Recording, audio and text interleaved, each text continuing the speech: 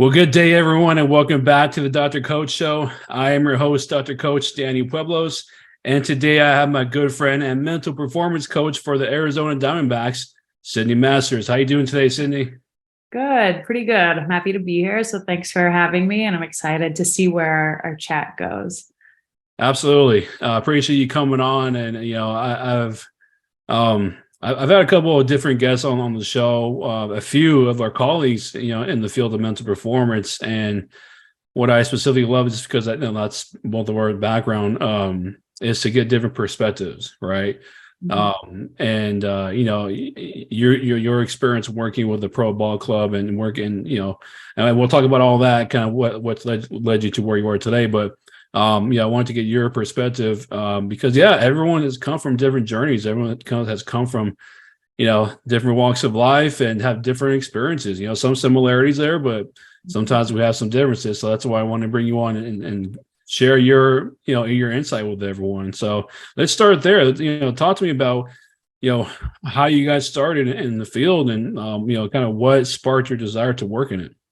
Yeah, I was just talking to a grad class about this, or a undergrad class about this, where you learn more about what you don't want to do than what you do want to do as you're going through undergrad and graduate school. And so Yeah. honestly, I did my undergrad at Juniata College in Pennsylvania, and it's super small.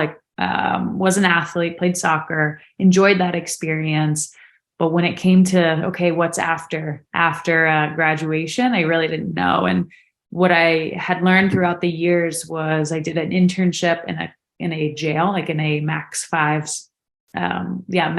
security prison in Huntington, Pennsylvania. And I quickly learned I didn't want to do the clinical or the counseling side, at least in that point in my life. I didn't really see it didn't jive, as well as I was hoping that it would. So I kind of took a leap and knew somebody that I had gone to high school with that actually was attending University of Miami, Ohio in the sports psych program. His name was Andy Mazzullo. And I reached out to him and said, hey, what's this all about? Do you like it? Do you enjoy it? And he just wouldn't stop talking about it. He loved it. It kind of ignited some interesting passion in me where I said, you know what? I think this might be something I want to do. Let me do a little bit more research. I also wasn't the best student at the time in undergrad either. So that was also impeding on some of the other adventures that I wanted to go on for like post grad work. But ultimately it kind of led me to the pursuit of, hey, I think I want to do this. I'm pretty confident that I can be good at it. So let's try it. And I applied to all of these different grad schools and chose Ithaca as my one to go to. And I was really grateful that they gave me a shot and an opportunity, because it really was, unknowingly, it was a really great fit for what I wanted and what I needed to explore to really feel confirmed in pursuing this field. So I felt very lucky and grateful to have that opportunity. Awesome. And that's a great start. And because leading up to that, because that's kind of, it reminded me of me, because that's how I kind of started thinking, okay, because I knew I wanted to be in psychology. I knew I wanted to help people. Like that was my number one thing. And when I heard about the field of sports, I was like, oh, that's interesting. I love sports because I grew up in sports since day one.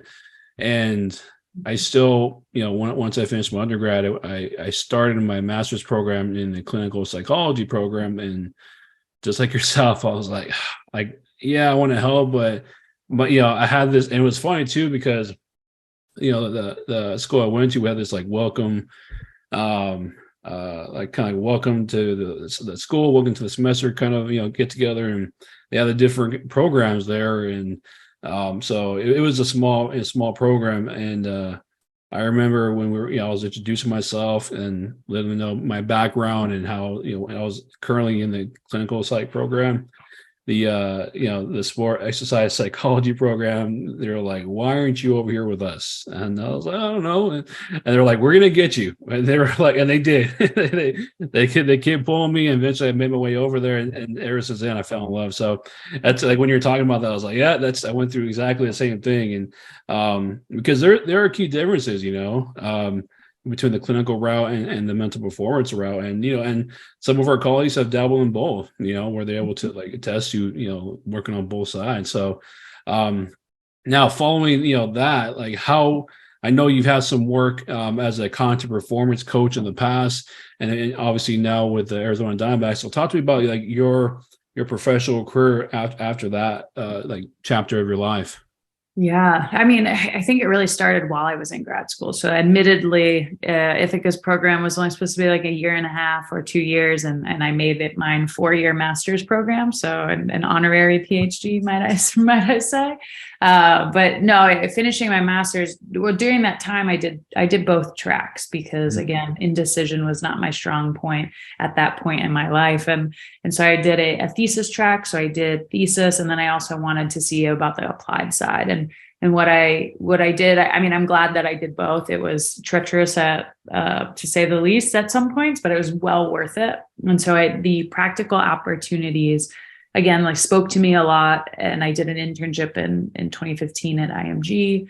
That was really eye-opening, and then continued finishing up my thesis. But then in 2017 had an opportunity with the Cleveland Indians, I guess Guardians now, to work as one of their interns with that organization, and that very eye-opening. But it confirmed that, hey, this is what I want to do. It could be in whatever capacity. It doesn't have to be in professional baseball. It can be anywhere. But this is really what I want to do. And again, like confirmed that the things that my strengths, confirmed the strengths that I knew I had, and expose a lot of the areas of growth for me to work on to be able to be where I am today. But after that internship, that was I spent the 2017 season with them. Then I went to Fort Bragg to work in, I guess it was called SOCEP. So special operations, cognitive enhancement for performance, but I think it's changed since I've left. But I worked there for 2 years with the soldiers that were becoming Green Berets. So they were going through the qualification course down there. And that was a really great experience. Met a lot of amazing people, worked on a cool team there of like 13 people, which was great. It's like unheard of, I feel like. Yeah. So, I mean, they opened my eyes to a lot of different stuff, and I appreciate them a lot. But then in 2020, the Diamondbacks had posted a position, and I applied, and I was grateful enough to, again, have the opportunity to interview and be offered a position. So that's kind of the path to here. And I've been there since, and this will be the start of my 4th season. Awesome. A lot of great experience there. So I want to kind of go backwards a little bit, and then we'll eventually come back. Talk to me about your experience interning, because there are a lot of our like younger colleagues or colleagues who are just starting out who are wanting to work in the field and are kind of, unsure if, do I want to, just go after a full-time position? Do I want to consider an internship? Like, talk to me about, I know you've had a couple of experiences, between IMG Academy and the Cleveland Indians, or now Guardians. What was your experience with that? And kind of, if you can, share some insight as far as like what, you would do, for those organizations. Yeah. I mean, so kind of like I think all opportunities are good opportunities, whether they're organized within an organization or you're kind of finding those opportunities outside on your own. Like any experience is good experience. So I always encourage those that are starting their path to not wait for like this perfect job or this perfect internship or the perfect thing. It's like perfect is right now, and it's doing the best that you can with what you've got. And so I appreciated those opportunities for what they were. And I think again, getting your feet wet is good, but the overall, just what I would do for the Indians, I guess, was really just, hey, support in any way I can. My job was to make their job easier. And that for me, any intern that potentially may be listening, or anybody who's going to hire one, like look for the people that are going to make your life easier and not harder. You're there to help and do all the background work that kind of takes up time away from clients and people that need your assistance if you are a professional in that space. So I think I did a lot of organizing spreadsheets. I did a lot of like making presentations behind the scenes, getting a lot of feedback. I asked a ton of questions that really drove a lot of my learning was based on questions of why did you do this or what about this? I think that's the best way to learn because it's like you see it right then and there. So that was great. But the time, I think your question was like, hey, what was like time in the military? Is that correct too? Yeah, well, before you get that, so you said you try to make lives easier for people. Who were those people? Like, were they the full-time mental coaches, the coordinators? I mean, coaches. I mean, were everyone? Yeah, the people on the team. So like the coaches the mental performance coaches that were there. That's the people that are hired you. So you best make their life easy and, like don't Yeah. go rogue, right? I think that's important. Like make sure that your people are taken care of that are on your like mini team. And then when you have the bandwidth or capacity, which you won't feel like you do, but do it anyways, is help the organization in other ways that they need to be helped. So that's again fueled by asking questions, honestly. Awesome. And during that time that you interned, whether it was at IMG Academy or with Cleveland, did you have any opportunities to work like with the athletes at all, or was it just kind of you're in a more of a supportive role full time? Yeah, so at IMG, I did do presentations and sat in on one-on-one. So I never ran any one-on-ones, Sure. but did a lot of co-presenting and presenting myself, just maybe 30-minute, 45-minute sessions with athletes at IMG. Towards I think and what I think we do too at the gosh, what team? The Diamondbacks. What we do at the Diamondbacks is like opportunities are earned, and I think Yeah. that's also what was done with the Indians was, hey, do good work so we can trust you, and then we're gonna open up more doors for you. And so towards the end of the internship, probably got a tiny bit more exposure into maybe like just casual conversations with some of the players at that point. But again, like being respectful of what that team was trying to do and trying to accomplish, like always reporting back and being, hey, I had this great conversation with this person, wanted you to know. Because again, like I'm still under the guise and learning of those that came before me. So we'll always want to respect that and clue them in. So yeah, eventually got some opportunities. Yeah, that's great. And that's great insight. I mean, just in case someone's watching and listening in and because I get asked like all the time, like, should I go for an internship? Like, well, am I just going to be the gopher, right? Just go get coffee, go get this and that, right? I mean, and because you hear those stories of people interning and they don't really get any experience, right? So, and I know the Diamondbacks have been, notorious in recent years for having these like developmental programs, like, and I'm just curious, have you been a part of that at all? Like, as far as like the intern program that Diamondbacks have had? Yeah. So I'll go back to your other point of like people feeling like gophers, right? Like Yeah. I'm going to put the onus on that person is if you feel like that, you're probably maybe not asking the right questions or not being curious enough. And so you can always learn, but if it's not going to be given to you. And so I think that's very important. And I'm sure that maybe there are anomalies here and there, but I think it's very important if you are an intern, like you've got to seek out information too, and you've got to ask good questions for those that you're working with to kind of spread their knowledge as well. But yeah, Gotcha. so we started the, obviously Zach's our coordinator, worked alongside Charlie and myself, and they kind of came together at a head during 2020, right? They wanted to create an internship, and just unfortunately happened that we weren't able to. And then it turned into some sort of like a continuing education program where you kind of just peel back the curtain and allow grad students to kind of get a gist of what it's like in pro ball without actually having to be there. Because obviously in internships, like resources can be an issue, accessibility can be an issue. So we thought, hey, how can we just broaden this out and broaden the scope for learning? And that the continuing education program was one way. But recent years we have done an on location internship. Yeah.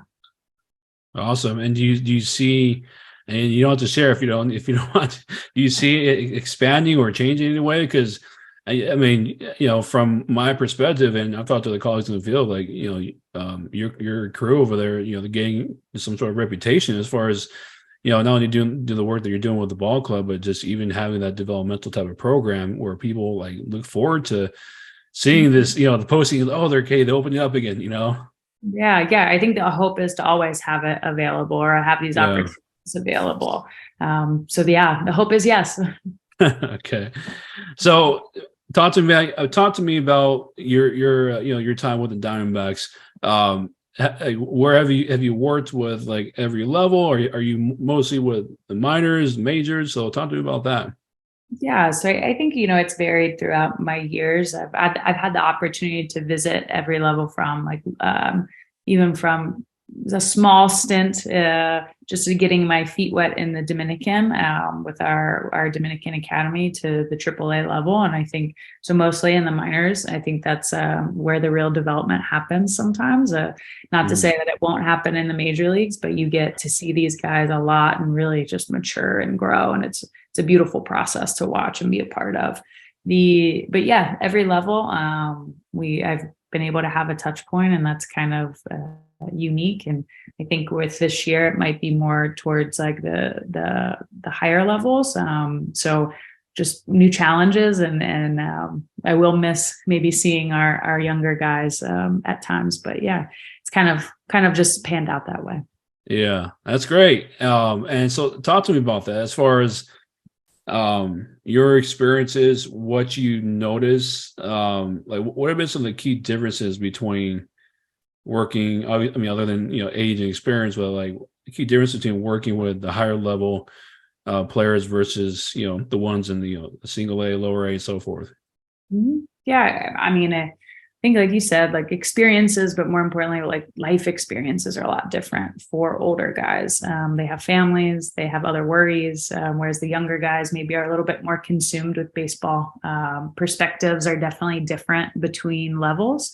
Mhm. I think what we see is just sometimes we see like you can see a guy progress through the levels, and each level will present new challenges. And it's honestly, there's probably more similarities than there are differences, because everyone's pressed with a new challenge, not only physically, but also mentally in a way. The challenges aren't super duper unique, but everyone will experience a challenge at different points, but I'm almost certain that everyone will experience very similar things at some point in their career. But I think at the lower levels, like there's a true adjustment period to professional ball. Like especially if you're an 18-year-old kid coming in, like those challenges are a lot different. You are away from home for the first time. You have to take care of yourself. You're being asked to play more baseball than you've ever played before in your entire life. Well, and then at the higher levels, you're kind of used to it, right? And now it's a little bit of the grind. So how do you bring some pride into your work? It becomes, at some point, it shifts from being fun to being a job. And how do you mesh the two together? Because you don't want to suck the joy out, or you don't want to have all of the joy sucked out of it. Yeah. However, it's still like, hey, this is a little bit more serious now, a little bit more things are on the line. So it definitely differs a tiny bit, but everyone's going to go through very similar things. It may not be at the same point in everyone's career, but it's the experiences are almost universal. Yeah. Yeah. And you mentioned the challenges. So I want to kind of focus on that for a second, as far as what you've seen from your perspective. Because there's a lot of stuff that we see across the board as far as the mental performance challenges, not just in baseball, just across the board in any other sport. But what have you seen as far as the most common challenges that the players that you've worked with have, what they've faced? I know some of them, like you said, might be unique to the level, but what are some of the more common challenges that you've helped players with? I mean, I think I mean, one that always pops up into your mind, like it's hard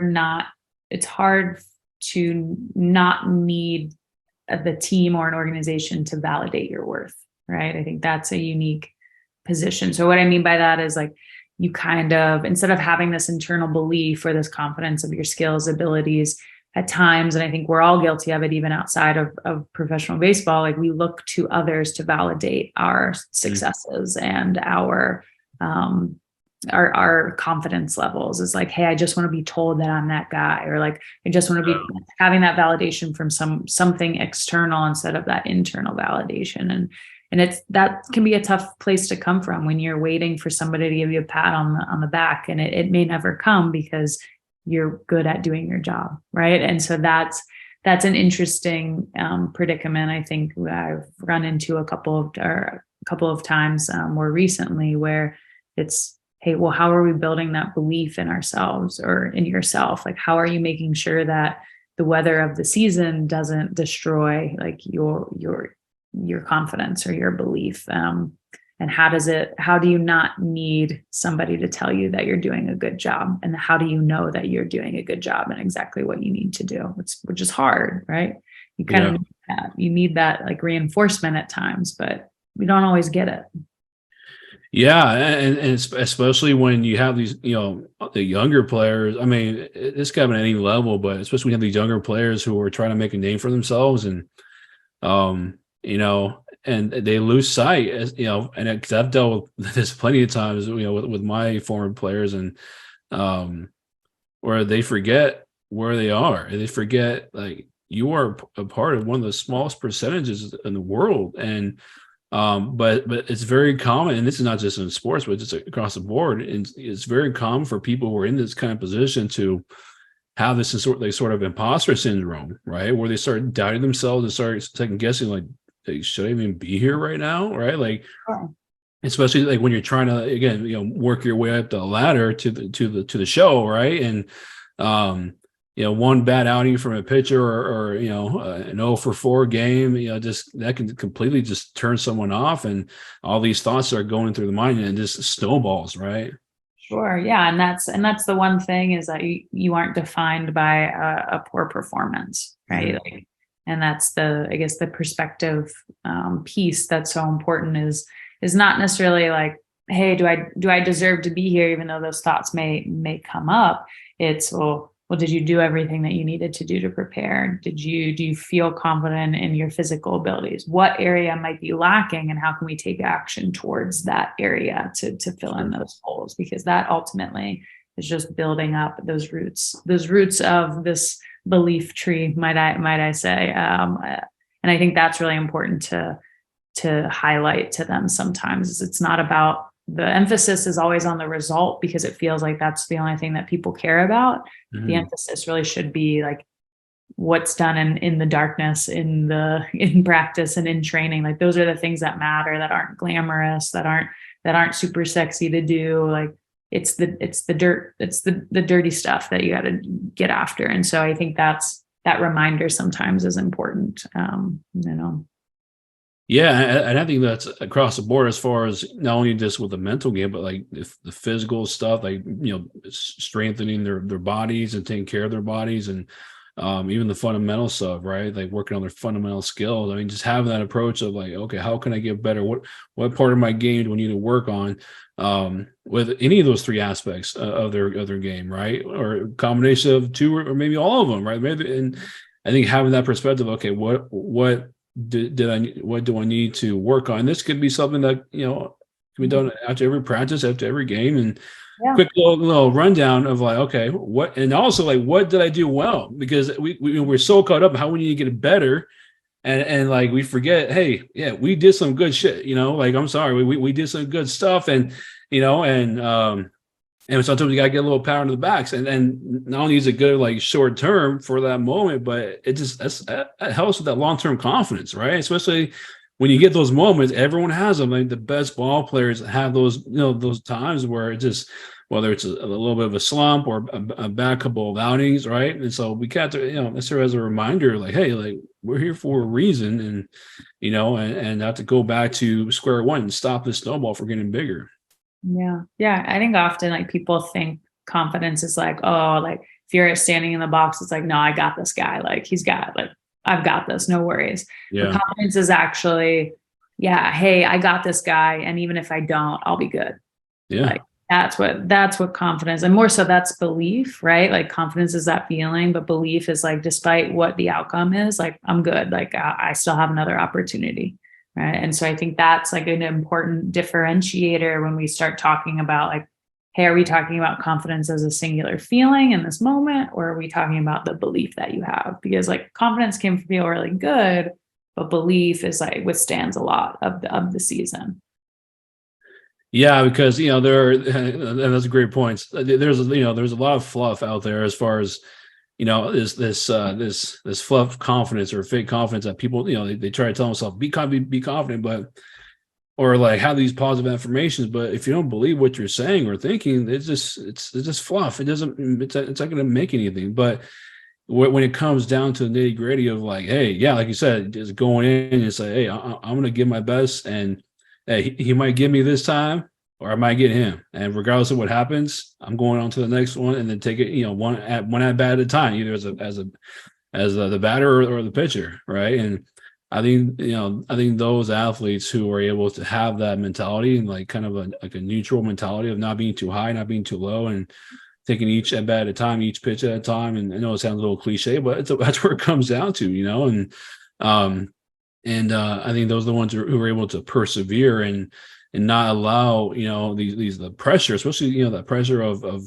like trying to get a contract, trying to move up, trying not to get cut, right? Like it's very easy to fall into that trap of like pushing too hard and now you're in your head, now your body's tight, and then that's where you get these slumps that don't stop. They just keep going, and people think the harder I press, the better it's going to get, and most times that's not the case. You're actually working against yourself. Mhm. Yeah. So it's definitely a lot of challenges that we see with these players. Now, what about the coaches? Because I want to talk about that. It's something that doesn't really get talked about enough, I feel, as far as like on the mental performance side. Um, how has your experience been as far as working alongside the coaching staff, as far as like the fundamental coaches, like the manager and the assistants? In your experience, have you had good interactions, and no need to like throw anyone on the bus or anything, but like talk to me about that, because there are people who are out there like, yeah, I want to work with a team, but the coaches are not really open to this stuff, right? So like, what's been your experience with that? Yeah. I mean, I think I'm very lucky when I say like there in 2019 when Zach and Charlie started, and at that time with Daniel Bard too, where it was on the team at that point, like they set a really nice foundation with our coaches, right? It's much of a partnership than it is like, hey, this is what I think, this is what you think. It's no, what do we think? Like, how can we support you? And again, I'm very lucky because I think we have great interactions with our coaches and our managers, and it's a mutual respect of like, hey, we're like, we're not trying to do anything physical, we're not trying to do anything fundamental, like, we're not trying to do anything from the skill base of baseball, but what we're here is like, we're a second brain for you guys, we're a second brain for the coaches, for the managers, for the medical team, for the strength staff, whoever. We're here because we have a set of knowledge that you may not have had the opportunity to read 1,000 books and put in 1,000 practical hours to put it into place. But what we can do is hopefully translate some of that knowledge, make it practical, be a soundboard, have good conversations with you, all in the hopes of, are we doing this so we can get the player better, not to flex on each other. Like it's about making, like, overall, like everyone's goal is to make players better, not Yeah. who has the best ideas. Like that's a mute point. And I think what we're really good at in our organization is this the best thing for the player? Great, let's do it. Doesn't matter whose idea, doesn't matter what avenue or where it comes from.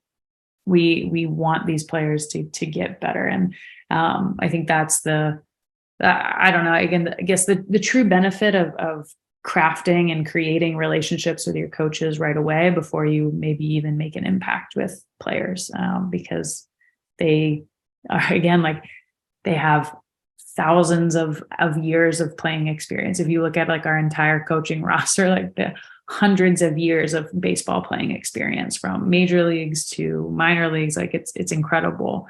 And not only like respecting that, but respecting that they know the mental side of the game. They may not know how to like teach it the way that we do, but like they still are teaching it regardless. And it's really powerful, and really, it can be really helpful. And maybe they connect better with some players than we do. And like, that's great. But again, I think we've built the relationship among like mutual respect with our staff, and I'm very proud to be a part of it, and I'm proud to work alongside those men and women.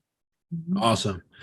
Yeah, I think that sounds like a perfect situation there for you. I mean, because I can imagine there are other situations that might not be as ideal, right? Where maybe you have and this could be with any sporting level, but you have a coach or manager that has been doing things forever, one way, and all of a sudden they're being told, hey, we're bringing in this new department of mental performance, and they might not be a big fan of that, right? Where they might have the mentality of, if it's not broke, why fix it? And where they're not open to it. And so in those situations, it's like, okay, how can I, like you said, build this relationship? How can I, get on the same page? Get all of us on the same page to basically like you said, there's not this whole like, where I'm above you and you don't know this and that, right? I think when everyone's on the same page, which it sounds like, you and your team are with the coaches, I mean, that's the ideal situation, right? Because at the end of the day, when you have, the well-being as the number one top priority of the athletes, that's where the magic can happen, right? Where you don't have to worry about all that stuff about trying to like, battle with the coaches, because you might have some coaches who are like, oh, like this person, like you might know baseball, like, and they might think, oh, this person knows baseball, they're going to try to take my job, or they're going to try to like step on my toes, and I don't want that, right? So I think kind of making all that people, making like basically putting everything on the table, saying this is what we do, and this is how we can help just add value to what you're already doing with your team, and it's and how all this stuff intertwines, and I agree, these coaches, like, they understand the mental game. Like, they, again, that's like to the, as far as like teaching it, but they know, that's what I tell, like, a lot of the stuff we do is not rocket science. Like, you probably experienced most of the stuff we work on, and you're like, oh yeah, that makes sense. Yeah, I remember going through that, but I think when everyone's on the same page, it just makes your life easier to where you can focus on the task at hand, which is helping the players.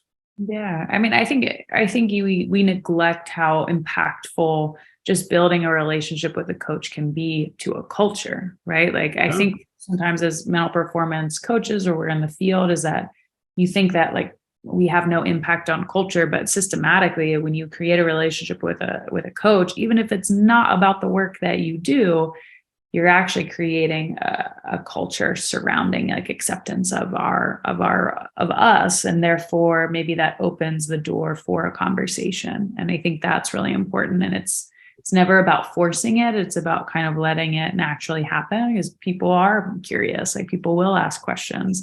They may not love the answers right away, but that's okay.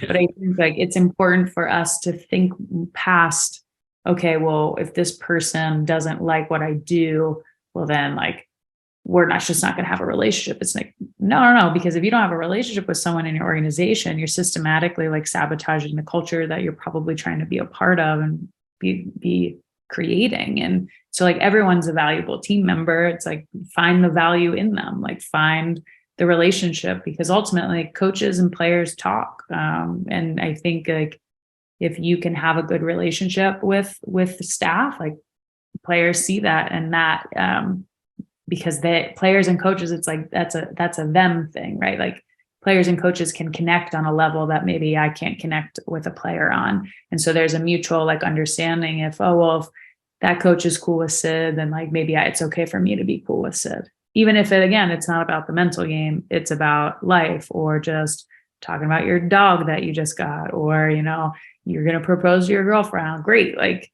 whatever that is, I can be patient. I can wait, I can wait for a moment. But I think like as performance coaches, sometimes we neglect that we are a part of a bigger culture and that we need to embody it for the greater good. Absolutely. Culture is everything to me. I just, because if you don't have a solid culture, and I mean, success, happiness, all that stuff, it's hard to maintain. It's hard to achieve. It's hard to maintain if you do have any, and I think, what you guys have going on there is great. Now, speaking of culture, speaking of the team, I want to ask you, what has been your, because there are people listening who are maybe going to be working in the field, or brand new, or maybe want to work in professional baseball.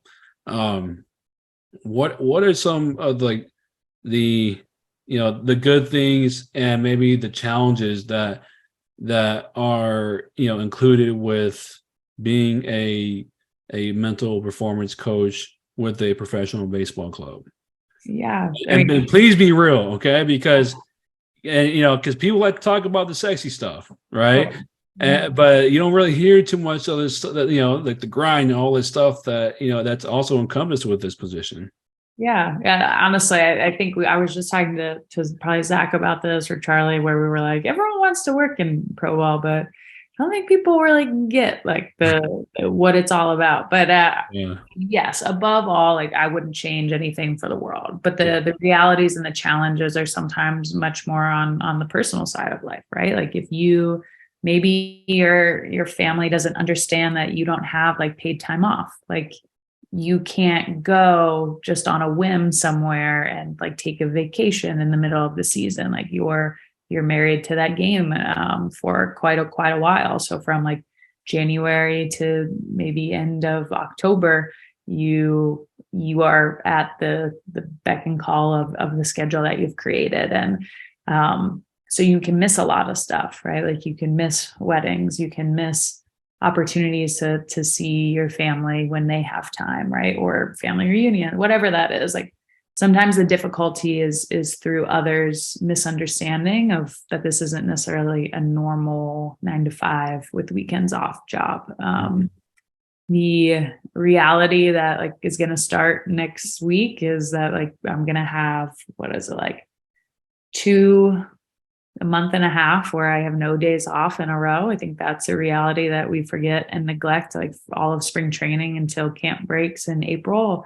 Like I don't have a Sunday. I don't have a Saturday. I don't have anything. And it's 12-hour days for that amount of time. And it can get exhausting. I think also traveling is really cool. And I was reminded of this when I would like get to see my friends that have babies, that they were very jealous that I get to travel. And it's like, well, when you travel as much as we do, sometimes the only thing that you want is to sleep in your own bed for more than 2 nights in a row.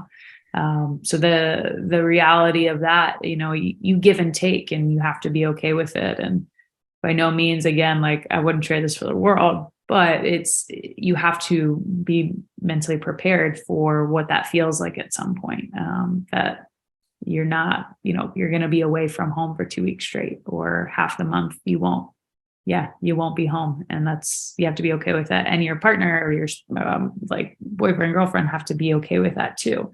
So I think, those are probably like the harder parts of it, to be honest. Yeah, I appreciate you sharing that, and for being real, because that's the stuff no one hears about. That's the stuff that no one thinks about. As far as like, you have a fresh grad student who's like, yeah, I want to work. The Diamondbacks are hiring. Yeah, of course, it's professional baseball. Who wouldn't want to work?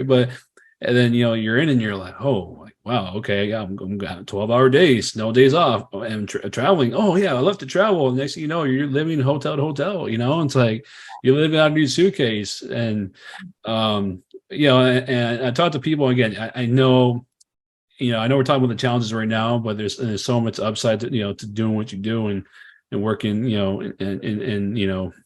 in sports and pro sports specifically. But I think it's important to know, right? It's important to know that lifestyle, and that's kind of consistent with sports in general, whether it's as a fundamental coach or athlete. And it takes a certain, whether it's a partner, family, kids, you name it, to like to put up with that stuff and to be able to be understanding, like, yeah, I can't go to, a family reunion. I can't go, travel, whenever we want. And I think having a support system, the right support system, is definitely key. So I appreciate you sharing that. Yeah, I think I mean, the coaches and players, right? Like they have it even, worse sometimes, is that like they don't see their families for a really long time, or it's really hard for them to see their families, because again, like it takes money to travel, it takes money to have families come to your place of work, especially if they don't live near where you are. And so it's, financially, I think it's also something to think about, just from the other side. As like mental performance coaches, you have to think about, okay, yeah, sure, it can be, moments can really be like crappy for us, but ultimately it's like, hey, nobody wants to hear you complain about it, because sometimes these guys have it way worse, too. So acknowledging the context that you're walking into, I think, is very important. And like, again, it's the mutual respect of, yeah, you guys are grinding way harder, and wow, yeah, we'll keep it at that, but like they're grinding way harder than anything. And so I think that's important. Also, like not knowing what city you're waking up in, when every courtyard looks exactly the same. Like Courtyard Marriott looks exactly the same. There are times where it's like, do you even know what city you're in? And so that can get a little bit daunting too. Yeah. I bet. And for those people who are looking to, work in the field, like, what was some advice that you would give them as far as how maybe to break in or get that experience? Because you've had plenty of experience, and not only in sports, but working with the military. And so, like, what are some advice that you would give? I'm sure you've given talks, like, you mentioned, one of them, but what are some just general advice you give to people? Yeah. Well, it depends on, I think just in general, like flat advice is that if you're going to have a hard time finding a job if you are not willing to move somewhere. I know that that's like, some very few people are very lucky to get a job exactly where they want to live, or if it's near family, or whatever the circumstance. But if you're not willing to kind of go out of that comfort zone and say, hey, okay, I'm just going to move to El Paso for two years and see where, put in the work and see where it can get me, like you're missing out on growth and development, just from a personal standpoint, but also from a career standpoint. Like waiting for the perfect job is not going to happen. My advice is to always just like, yes, go where it makes sense, but don't be afraid to go somewhere. Like, don't be bound by a location. I think go explore, because you're going to have way more stories. You're going to be able to connect better with people because they've probably explored or had adventures outside of like their small town or whatever that is. Like the more opportunities you can get to have experiences, take them, I think, is probably the best broad advice I could give. I love it. Yeah, that's absolutely right. And I tell anyone, whether it's people that ask me about, to pick my brain, or mentees, and yeah, I tell them the same thing, and I tell them, listen, I get it. There are people who have situations where they can't really leave, whether it's, family, their roots are set. But yeah, like you said, the reality is, if you want like this so much, if you're able and willing to like relocate, I mean, those opportunities are just be so much more, significant. And they just, and coupling that with not only, like, cause there are some people who are like, all they want to do is work in sports, but I tell them, like, be open to the other sectors, other industries, such as military, or even in the business sector, right? Like there are more jobs popping up in that sector. So, and you'd be surprised. I talked to a few of our colleagues who were like, I just want to work in sports. All of a sudden they work with the military or business, and they're like, oh, I actually I enjoy it. Or that might be, a stepping stone towards something in sports down the line. You never know where the journey is going to go, is where it's going to lead you, but you have to take your steps at some point, right? So I think eventually, wherever you end up in your journey, it's just staying active and moving, and like, just, all right, how can I get that experience, like you mentioned, right? How can I get this insight? And yeah, even if I'm working in a different sector that maybe it wasn't my ideal sector, how can I apply these skills, my experience, into, maybe, the next opportunity that I get. Yeah, exactly. Yeah, I think, yeah, you're right. You hit it on the head. It's just be open, right? Have to have an open mind. Yeah. Well, Cindy, I appreciate you taking the time today. A lot of great stuff. Brought the fire, brought the insight, and brought the knowledge. So I definitely appreciate you coming on. Now, if there are people who want to get in contact with you or just to follow you and what you're doing, what would be the best way to do so? Yeah, I mean, I have a pretty inactive Twitter, but I will answer DMs if anyone wants to know more or learn more. But my Twitter is Sid Masters Minds, and that's pretty inactive, I would say. But however, feel free to give a follow if you feel Okay. so compelled. But if anyone wants to reach out, feel free to do it that way. Or LinkedIn is another resource too. Absolutely. Well, hey, Cindy, it's been a blast. I appreciate you coming on and sharing all of your experience and your knowledge about what it takes to be a mental performance coach. Thanks. I appreciate it. Great conversation. Hopefully we get to continue these later. Absolutely, absolutely. So, thank you to my guest, Cindy Masters. Looking forward to seeing what she does, and good luck to you in your upcoming season. I know the grind is coming. It's coming. So, best of luck to you, and thank you to everyone watching this. If you like what you see, like what you hear, tell your friends, tell your family, subscribe below. Okay. Take care of yourselves and each other. We'll see you.